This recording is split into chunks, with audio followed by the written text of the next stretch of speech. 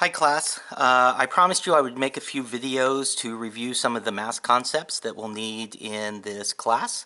I know it's been a long time for some of you since you've had a math class. Maybe it was high school, maybe it was when you first started at Northwestern. For others of you, you may be just fine. You've been taking math or you're perfectly comfortable with math. And still for others of you, you may be feeling a little bit of anxiety. We want to talk about astronomy and astrobiology in a quantitative way, and so there's really no way we can actually do what we want to do this quarter without using a little bit of math.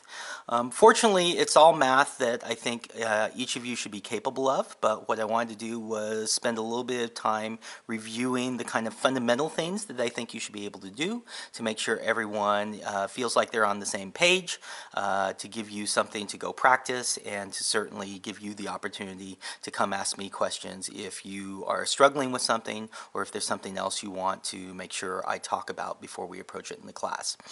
There's just a few things right here at the beginning that I think you need to know so we can start talking right away. There will certainly be other things as we go along, and as we encounter those, I'll cover them one by one. Okay, so the first thing you're going to want to do probably is find your old scientific calculator.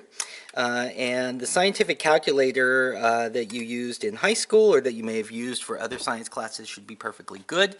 So this is my scientific calculator. I've had this one since I was in college. It's a Hewlett-Packard, so it works a little differently than the TI calculators that you all are used to. It's a fancy calculator like the one you probably used in your math class. It can graph and it can do all those sorts of things. I think the only requirement for a calculator for this class is that it be a scientific calculator. And so the way you can identify a scientific calculator is if you look at the keyboard, it will have the kind of standard functions that we use when we do mathematical operations in algebra and calculus classes. So in particular, look for the trig functions, sine, cosine, and tangent. Look for a square root button and a power button, and the calculator should be capable of doing anything we're going to do. You don't have to have a fancy graphing TI calculator. This is my wife's old calculator from high school. This is her most prized possession. It's been with her for a long, long time, and we treat it as a family heirloom. It doesn't always turn on. You got to twist it sometimes, but you can see that it has those trig functions and the power functions that we were looking for, and so this calculator would be perfectly acceptable for doing calculations in this class. Now certainly most of you probably have your phone, and if you don't have your scientific calculator, most phones will have a built-in calculator function. So this is the built-in calculator in iOS, but when you first turn it on, it doesn't necessarily look like you will be able to do scientific calculations with it. But most of these phones, if you take it and you turn it sideways, the keyboard will rearrange itself and you will see indeed all of those scientific functions that we're after will appear. Okay, so the calculator on your phone should also be perfectly capable of doing calculations for this class. Okay? Okay, so go look for your calculator. In the meantime, let's do a little bit of review. So the first thing I want to talk about is scientific notation. So in astronomy and in astrobiology in particular, we will often encounter very large, humongous numbers, and we will also encounter very tiny, teeny numbers.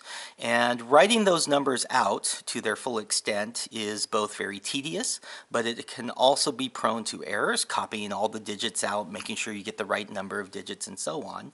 And so scientific notation is a way for us to write those numbers in more compact form. So it's easier to keep track of them, it's easier to work with them, and we're certainly going to be less prone to error. So as an example of a huge number, let's start with writing down something that we will talk about a lot, which is distances. Okay, so in this case, let's think about Alpha Centauri. So Alpha Centauri is the closest star to the Sun. The names of the stars are from the olden days. So Alpha is what's called a Bayer letter, and the way Bayer originally named the stars is he took each constellation, in this case Centaurus, and then he labeled the stars from brightest to dimmest with a Greek letter. And so in this case, Alpha is the brightest star in the constellation Centaurus. Alpha Centauri isn't necessarily an intrinsically bright star. It's not the 1,000-watt light bulb of stars, but it's very close to us, so it looks bright, which is why it's the brightest star in the constellation Centaurus. Now, if I were to write down the distance to Alpha Centauri, I could tell you that it is 40 trillion light years away. Okay? Sorry, kilometers away. Now, I can write down 40 trillion pretty easily, and it's pretty clear what I mean, but you can't necessarily put 40 trillion into your calculator. So if I wanted to write this out as a number, that's a 40 followed by 12 zeros. And let me put the commas in. 40, 1, 2, 3, 4, 5, 6, 7, 8, 9, 10, 11, 12 kilometers. 40 trillion kilometers. So you can see here the problem with writing out numbers explicitly. They're very hard to look at it and instantly recognize how big it is. Is that 40 billion? Is it 40 trillion? Is it 40 quadrillion? Let me count the zeros. Okay, and if I hadn't have put the commas in, I might have missed a few zeros along the way as I was writing it out. Okay, so a more compact form of writing this is called scientific notation, and I would write this number 40 trillion in the following way. This is exactly the same thing as writing 4.0 times 10 to the power 13 kilometers. And on your calculators or on computers, you will sometimes see it written similarly as 4.0 e. Sometimes it'll be a little e, 13 kilometers. Okay? And when I'm writing things down in class or on whiteboards or in the notes, I will use these notations more often than not, just so that you recognize them. Okay? So this notation has two separate parts. Okay? There's probably names for those parts. I don't know what they are, but I call them the power part. Okay? That's the 10 to the 13 here, or it's the bit after the e here, and then it has the leading number part. Okay? And so what the notation means is you take the leading number, just as it's written here, 4.0, and you multiply it by 10 raised to this power. Okay? So in this case, this is 10 to the 13. So this is 10 times itself 13 times. 10, 2, 3, 4, 5, 6, 7, 8, 9, 10, 11, 12, 13. Okay, so this whole thing here is 10 to the 13th power, which is a 1 followed by 13 zeros. Okay, if you were to work it all out. Okay? So, if I take a 1 followed by 13 zeros and I multiply it by 4, then you get what I originally wrote up here. 13 zeros with a 4 out in front of it. The shorthand of this notation is that if I write down the leading number, 4.0, the power here tells me how many digits to the right I will have to move the decimal point in order to get that original number that I started with. So you can imagine if I move this, 4, 5, 6, 7, 8, 9, 10, 11, 12, 13, that if I wrote out that 40 million kilometers, I would get, 40 trillion kilometers, I would get the original number that we wrote with. Okay? Now, the kind of same idea applies to tiny numbers. Okay? So we will also talk about very tiny numbers. Let's imagine we wanted to talk about the diameter of a red blood cell. Okay, so the diameter of red blood cells varies, but if you look up the average diameter of a red blood cell, it will tell you that it is 6 millionths of a meter. Okay, so again, I can write that out in words and it's perfectly clear what I mean, but I can't do a calculation with it. Okay, and so if I were to write that out in numbers, it's 0.0000006 meters. Okay, now, as you may remember, with decimals, we don't put those helpful, convenient commas in to count the digits, so it's a little bit harder to write out decimals like this. Okay, that's a lot of zeros to write out, and it's a lot of spaces to keep track of. So we can write this in scientific notation as well. Okay, and so it's exactly equivalent to write this as 6.0 times 10 to the minus 6 meters. Or, in the E notation, it's 6.0 E minus 6. Okay? Now here, you can see here with this notation, you have to be a little bit careful. You have to always watch for that E, because if you were just casually glancing at this, you might think this is 6 minus 6, but it's not, right? The E means everything over here is attached to that original number. This whole thing is the number. Okay, so be careful of that when you're doing things. Okay, so what does this notation mean? Well, just like the times 10 to the power with the big numbers meant that we take the leading number and we multiply it by something that the power number represents. In this case, whenever you see that minus sign there, we're going to take the leading number and we're going to divide it by this bit. Okay, so in this case, I'm going to write my leading number, 6.0. And I'm going to divide it by 10 times itself 6 times. Okay, so this is 10 times 10 times 10 times 10 times 10 times 10. Okay, so if you look at that, you may recognize that as a million, a 1 followed by 6 zeros. Okay, and indeed, if I do that division, I will get the original number that we wrote out. Okay, and I should be carrying my meters along. We'll talk about units in a little while.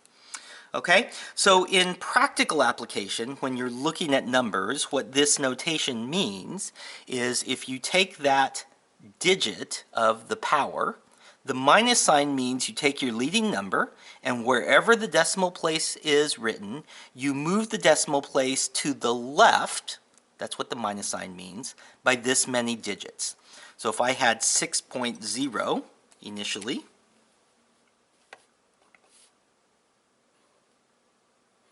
and I move that decimal left 6 points, 1, 2, 3, 4, 5, 6, this is where my decimal would end up.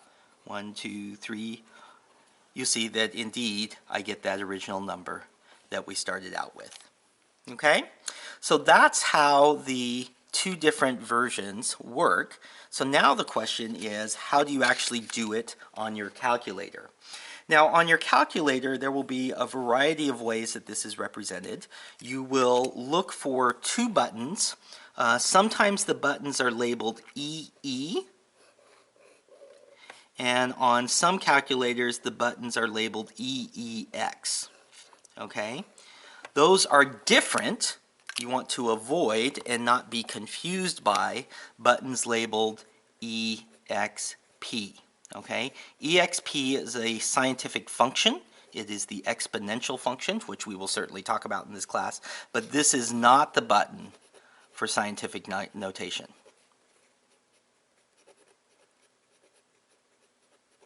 Okay, so how do I use that? If I want to enter a number, suppose I want to enter a number like 1.2 times 10 to the 8, okay, on a calculator, I push the 1 button, the decimal button, the 2 button, and then for this whole times to the 10 part, that's the place where you push either that EE or that EEX button on your calculator, and then you push the button 8. Okay, so let's do that on our iPhone here, on my iPhone. So it comes up with the normal calculator face here. So if I turn it sideways, I'll get the functional face, and you'll see right here, right, there's that EE button. Okay, and so to enter the scientific notation, right now it says 0. I'll do 1 1.2. Okay, so you'll see my 1.2's displayed there. But now I want that times 10 to the notation. So now I'm going to push that EE button. Okay, and you see it's highlighted, but you can't see anything up there. And now I'm going to push the number 8. Okay, and so if I now push equal, you'll see it turns that 1.2 times 10 to the 8 into 120 million. Okay, which you should be able to convince yourself is in fact the value that we wrote down on the page. Okay, now some calculators will not go through the step where it vanishes the number. So let me show you on my HP, even though it's a little different, but I'll just show you the display here. So when I enter a number on this calculator like 1.2, whoops, can you see it there? A little bit of glare, 1.2. Whenever I hit that exponential button, it goes ahead and it puts the E in there for me. Okay, and so there you can see it says 1.2 e to the 8 directly on my screen, rather than saying 1.2, then showing me the 8, and then turning it into the 120 million. And so when I put enter, depending on how I have it set up, in this case it shows me the 120 million there. Okay? Okay, so you can do the same thing for the tiny numbers, but they're a little bit different. So suppose for a tiny number I wanted to write 3.7 times 10 to the minus 3. Okay, so once again you're going to hit the EE button when you get to that times 10 part.